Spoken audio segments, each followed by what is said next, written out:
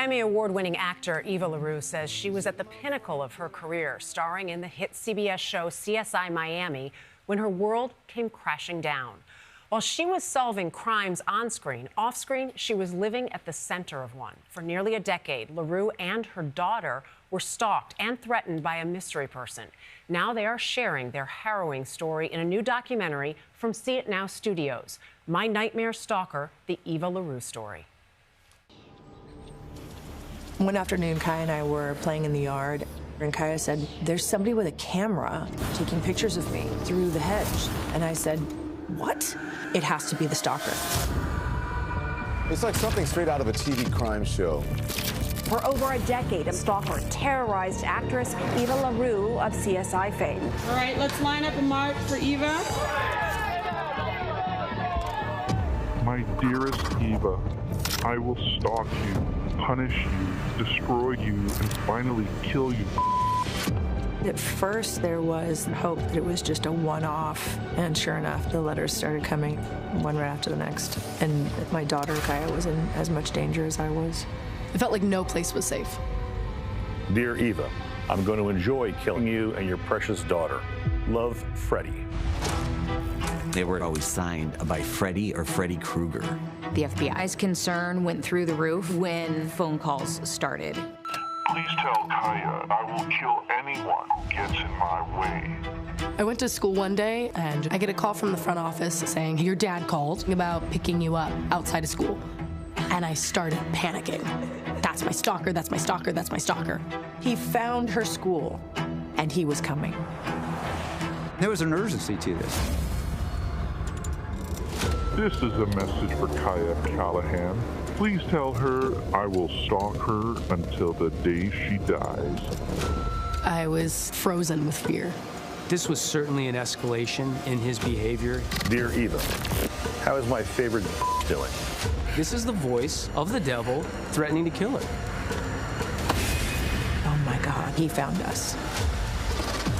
He could be already standing outside. He could be here any minute. Eva and her daughter, Kaya Callahan, are here with us. Thank you so much for being here.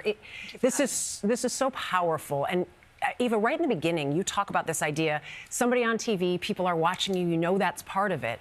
But this goes so beyond it. Why would you want to share this story, which is so personal and so just unbelievably horrific just to watch?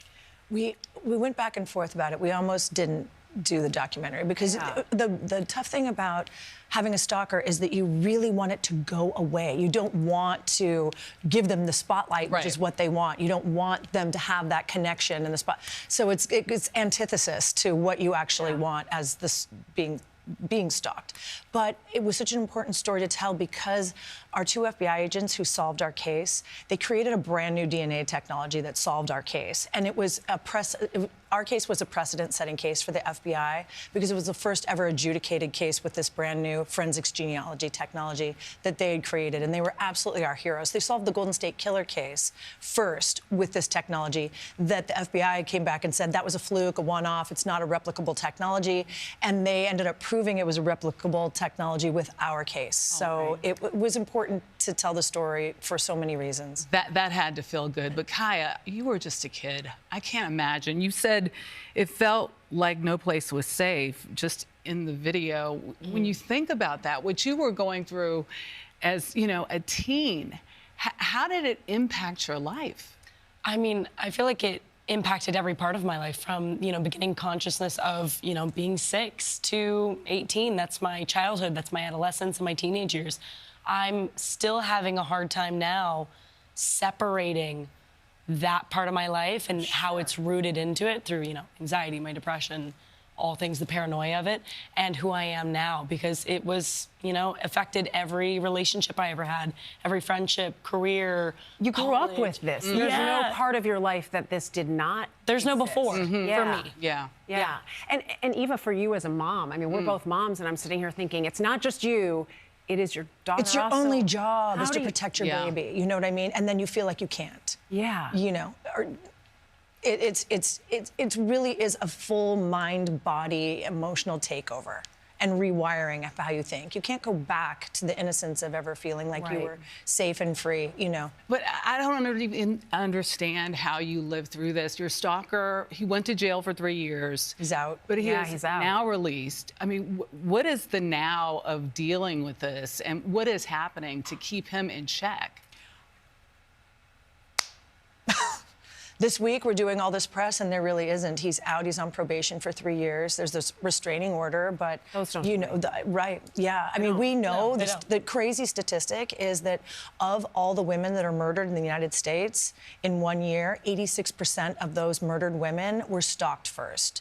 So then we know that stalking, although it has very little laws and legislation around it, that there's the sentencing is so ridiculous, and yet we know that it escalates. Stalking escalates to rape, it escalates to murder, and in 86% of the cases, it does end up in murder. So this hit close to home in my family. My niece's best friend was killed this week by her stalker ex-boyfriend, who had priors, who have restraining orders, as you mentioned. So what should law enforcement do? What should happen with so much evidence that enough isn't happening? Enough is not happening, and that it does escalate. And the thing is, because it's considered this crimeless crime, right? The crime hasn't happened yet, so nobody's really taking it seriously. I don't think law enforcement is taking it serious enough, because have they broken into your house yet? Maybe, maybe not. Have they harmed you yet? Maybe, maybe not. Maybe it's just this looming thing. Like for us, it was this constant looming thing. And you stop talking about it even to your friends and family, because how many times can you say, I'm scared to death, we're scared to death? When it goes on for 12 years, people are sick of hearing you cry wolf, and then they are trying to pretend like they're her dad and show up to her school to pick her up from school. You know, or like you said, she's now gone. Yeah. Because nobody paid attention to those steps, the steps and the escalation of it. We really appreciate you being here. It is such a powerful documentary. Really Thank you for opening up your story so that maybe others can learn from it. And being fearless in your ordeal. And thank you. Through it. I'm so sorry for you. I'm so sorry. Yeah, me too. My Nightmare Stalker, the Eva LaRue Story, is streaming right now on Paramount Plus, which is part of our parent company.